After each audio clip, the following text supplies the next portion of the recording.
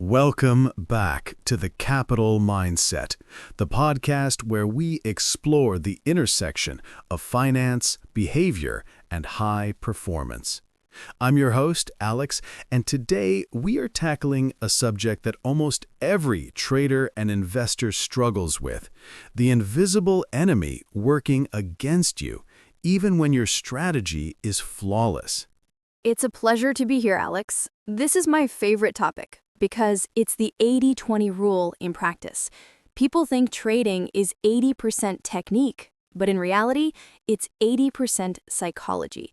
You can have the most beautiful setup, the perfect risk parameters, and still, you self-sabotage. That is such a powerful statement, and I've seen it firsthand in my mentorship groups. We call it the tyranny of the mind.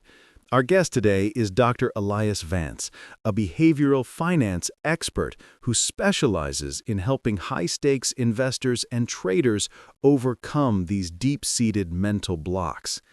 Elias, what exactly are we talking about when we say limiting beliefs in a financial context? Great question. We're talking about faulty software. Think of your mind as a supercomputer. Your trading strategy is a flawless application, but running underneath it is an operating system installed in childhood. That's your set of limiting beliefs. A limiting belief is a perception of reality, a supposed absolute truth that prevents you from growing. For example, the market is rigged to take my money, or easy money is bad or unethical. So it's not a thought you actively engage with, but a subconscious assumption that dictates your behavior. That reminds me of the concept you introduced in your latest piece, the financial thermostat. Can you walk us through that analogy? Absolutely. It's critical. Imagine your trading account is a room, and your beliefs are the thermostat setting.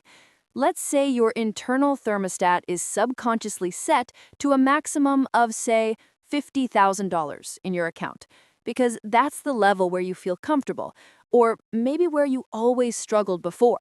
The comfort zone. Exactly.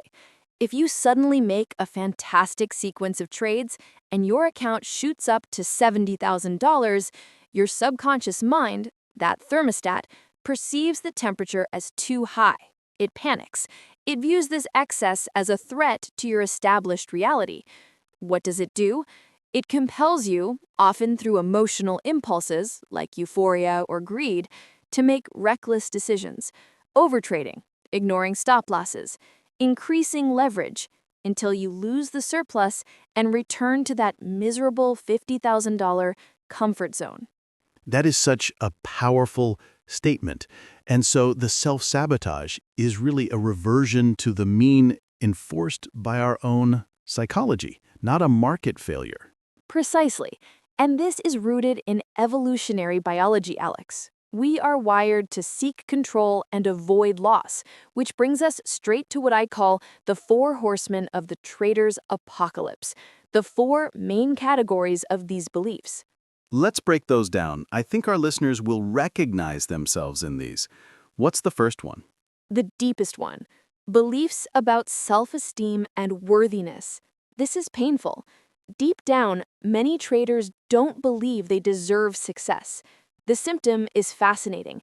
They win a large trade, a huge win, and instead of feeling satisfied, they feel guilt or anxiety. What happens next? A streak of careless, even stupid losses. They are subconsciously returning the money, neutralizing the guilt of success. So they don't believe they are worthy of the profit, and they execute losses to match their internal sense of self-worth. That's heavy.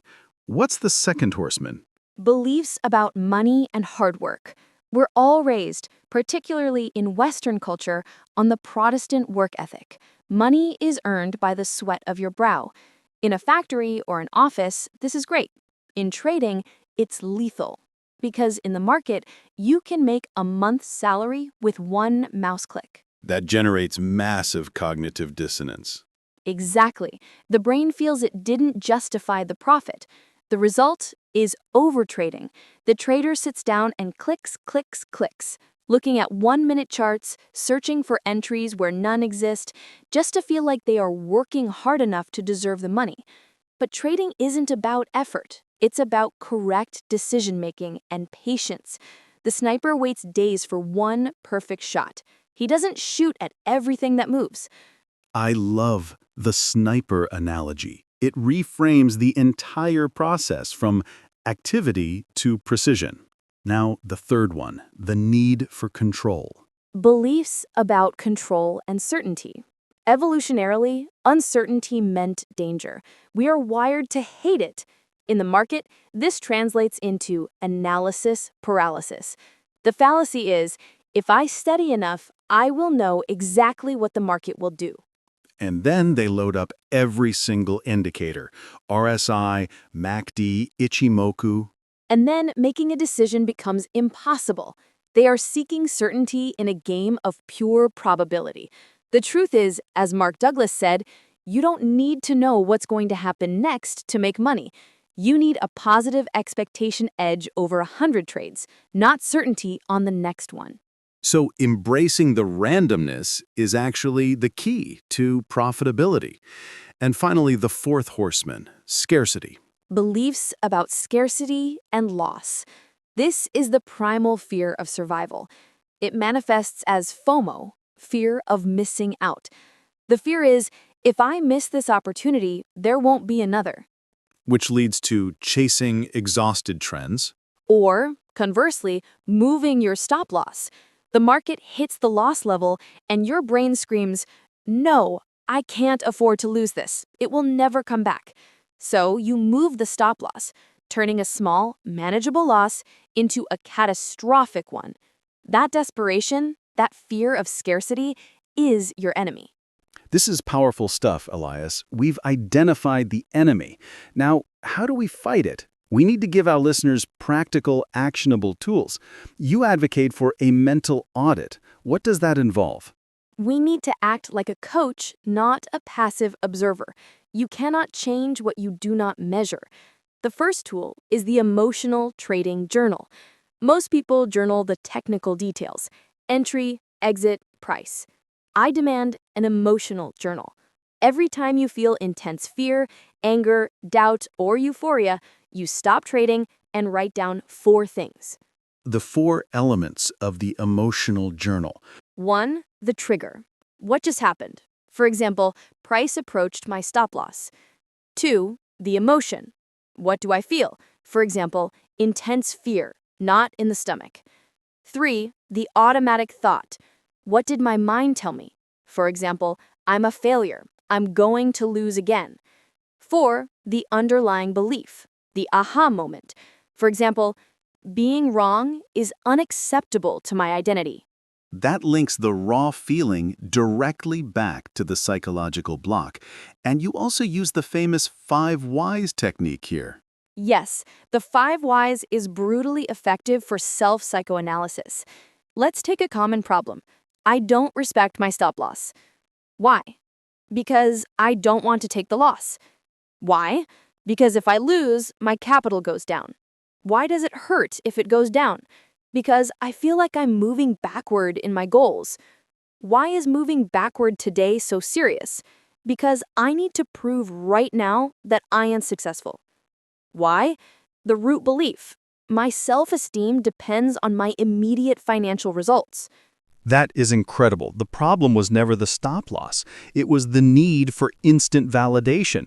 So once we identify the root belief, how do we apply the fix? It's not enough to just think positive. Exactly. That's where cognitive restructuring comes in. We apply Socratic questioning. We put that limiting belief on trial in the court of logic. Give us an example of putting a belief on trial. Let's take the belief, I have to win every trade to be profitable. The logical rebuttal is, do any professional traders, Soros, Buffett, win 100% of the time? No. Most profitable quantitative systems only win 40% of the time, but they have a strong risk-reward ratio, say 1:3. Therefore, the new functional belief is, losses are simply the operating cost of this business, like food spoilage in a restaurant. They are necessary.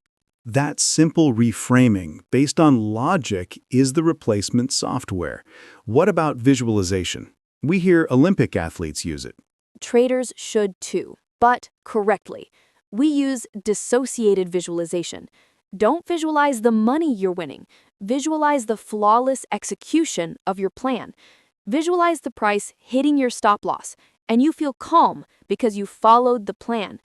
Visualize the take profit being hit, and you feel satisfaction for a job well done, not euphoria. You are training your brain's response to both success and failure to be disciplined. So you're training the process, not the result. Precisely. And one final crucial, often overlooked piece of advice: the information diet. If you spend your day on social media watching people post screenshots of one